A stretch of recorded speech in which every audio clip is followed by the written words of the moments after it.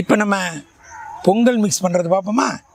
Pongal mix ஏங்க பொங்கல் பண்ண நீங்கள் சொல்லிக் கொடுக்கணுமா? இந்த கேள்வி கேட்குறீங்க, எங்களுக்கு புரியுது. என்ன நாட்டு நிலமை அதுமாரி ஆகிப்போச்சு.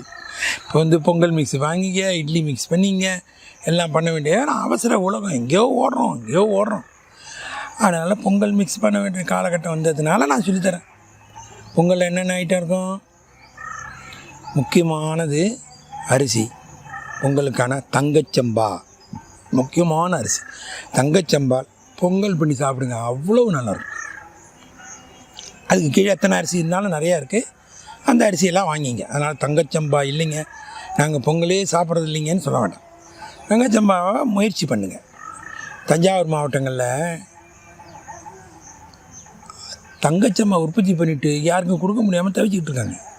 நீங்கள் கேளுங்க, தங்கச்சம்பா கொண்டு வாங்க, அதை எடுத்து இந்த 1-2 உடச்சிங்க, சரிங்களா? அப்படியே கூட வச்சுக்கலாம். ஆனால் குழந்தைங்க முழுசாக இருக்கும் அப்படின்னு சொல்லும். அதனால் கொஞ்சம் உடச்சிங்க. உடச்சாலும் சரி, உடைக்கலனாலும் சரி, முழுசாகவும் பண்ணலாம். அதோட இப்போ என்னென்ன செய்கிறோம்? 1க்கு 4, அதாவது 4ல் 1 பயத்தம்பருப்பு முழுசாகவும் போடலாம். பச்சை சேர்ந்து இந்த தோல் சேர்ந்து கூட போடலாம். தோல் உண்ண தகுந்த பொருள், அது சேர்த்துங்க. இல்லை தோல் வேண்டான்னு சொல்லிட்டிங்கன்னா தோலை எடுத்துகிட்டு இந்த பயத்தம் பருப்பே விற்கும், அதையும் கொஞ்சம் போட்டுங்க, சரிங்களா? அதுக்கப்புறம் என்ன வேணும்? உப்பு வரும். இது 3 சேர்ந்தால் தான் பொங்கல். அதுக்கப்புறம் வாசனைக்கு என்னென்ன வேணும் அதெல்லாம் நீங்கள் போட்டு, மிளகு ஜீரக பொடி, சரிங்களா? கொஞ்சம் காரம் இருந்தால் தானே நல்லாயிருக்கும். அதனால் மிளகு ஜீரகம்.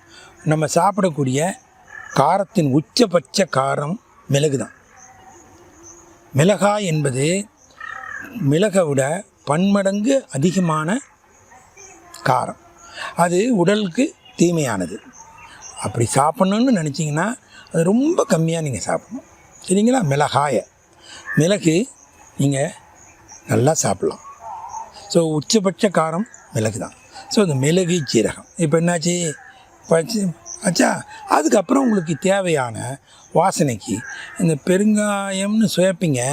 இந்த பெருங்காயம், நல்ல பெருங்காயம் மார்க்கெட்டில் கிடைக்கிறதில்ல, நீங்களாக உற்பத்தி பண்ண முடியாது. அதனால் பெருங்காயத்துலேருந்து கொஞ்சம் வெளியில் வந்துடுங்க. அதுக்கு பதிலாக கருவேப்பிலையை போட்டுங்க, சரிங்களா? கருவேப்பிலை போட்டுங்க. இதுவே போதுமானது. பெருங்காயத்துக்கு எனக்கு சண்டை இல்லை. ஆனால் பெருங்காயத்தில் கிராமங்களில் கடைகளில் பெருங்காயம், நல்ல பெருங்காயம் கிடைப்பது ரொம்ப அரிது.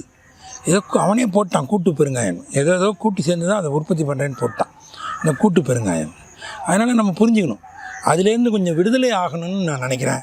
இல்லை நீங்கள் சேர்த்து தான் போடுறீங்கன்னா பெருங்காயத்தை சேர்த்து, ஓகேவா? இவ்வளோ தாங்க. இதை எல்லாத்தையும் பொடி பண்ணி வச்சுங்க. ஒரே ஒரு இதை மட்டும் கரண்டியை போட்டு குக்கர்லையோ இல்லை பொங்கியோ ஒரு 10 நிமிஷம் 5 நிமிஷம், குக்கர்னால் 3 விசில் 5 விசில் போதும், பொங்கல் ரெடி ஆகிடும். தேவையான உப்பை போட்டு கலந்து அழகாக பண்ணுங்க. தண்ணி மட்டும் சாதம் மாதிரி இருக்கக்கூடாது, கொஞ்சம் அதிக தண்ணி இருக்கணும். சாதத்துக்கு 1க்கு 3 தண்ணி ஊற்றினீங்கன்னா இதுக்கு 1க்கு 5 தண்ணி வைங்க. அப்போ என்னாகும்? கொஞ்சம் கரைசலாக இருக்கும், கஞ்சி வரணும், ஓகேவா? இப்போ சாதம் வடிக்கும்போது கஞ்சின்னு சொல்கிறோம் பார்த்தீங்களா?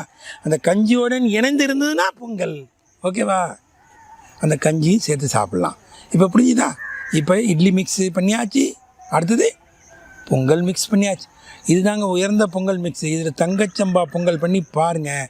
இதில் முக்கியமான இன்க்ரீடியன்ஸு உங்களுக்கு வேண்டியதை சேர்த்துங்க, தப்பு ஒன்றும் இல்லை. நம்ம ஏதாவது சேர்க்கக்கூடாதுன்னு சொல்ல தான் நினச்சிக்காதீங்க, ஆனால் தேவையில்லாத சேர்க்காது, ரைட்டா? அதுதாங்க. நன்றி.